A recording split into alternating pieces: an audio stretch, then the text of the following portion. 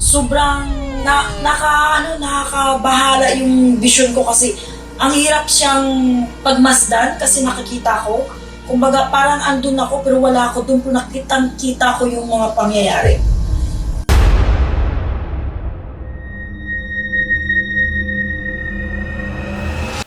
Hello po mga ka-PTV, sa video na ito ay tatalakayin natin ang 15 na probinsya ng Pilipinas na yainigin ng malakas ayon sa mga visions ni Madam Rudy Baldwin.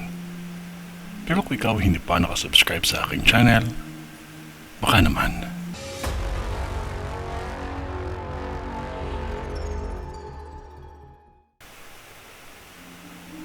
Nakikita ko sa vision ko ang malakas na pagyanig ng 5 malakas na lindol sa Surigao del Norte. Ganon din sa Del Sur, malakas na pagyanig. Isa ang Surigao ang makakaranas ng tsunami. Isa na dito ang makakaranas ng malakas na lindol ang Davao, lalo na ang mga taga Mindanao. Isang malakas na lindol ang mangyayari ng biglaan ng malakas ito, lalo na sa Sulu. Isa na dito ang Bohol, Jensan, Mindoro, Masbate, lalo na sa Aklan. 2 lindol na malakas ang nakikita ko na mangyayari, lalo na sa pagginig sa tubig na malakas. Maging handa dapat ang mga taga-Aklan sa pagsapit ng hamon ng kalikasan, lalo na sa bagyo at lindol. Mga taga-Bicol, maging handa lamang ang lahat dahil sa lindol na halos hindi maramdaman ng lahat ang lakas nito sa kalupaan, ngunit yayanig ito ng sobrang lakas sa tubig. At ito ay magaganap sa Bicol. Lalo na mga taga Masbate at Mindoro, malakas itong yanig na biglaan at nagbigay ito ng pinsala.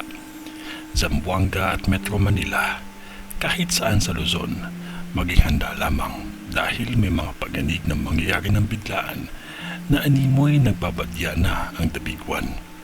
Sa taong 2019 na post ko na ang The Big One, mas maaga ko itong ma-post dahil gusto ko sabay-sabay tayong manalangin palagi. Maging maingat lamang tayo palagi dahil may mga tulay na babagsak sa tindi at lakas ng yanig.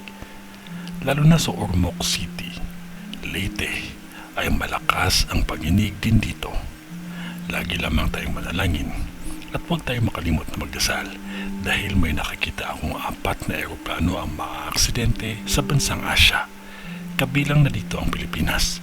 Lalo na sa bansang India, may aksidente sa himpapawid akong nakikita na mangyayari pa lamang.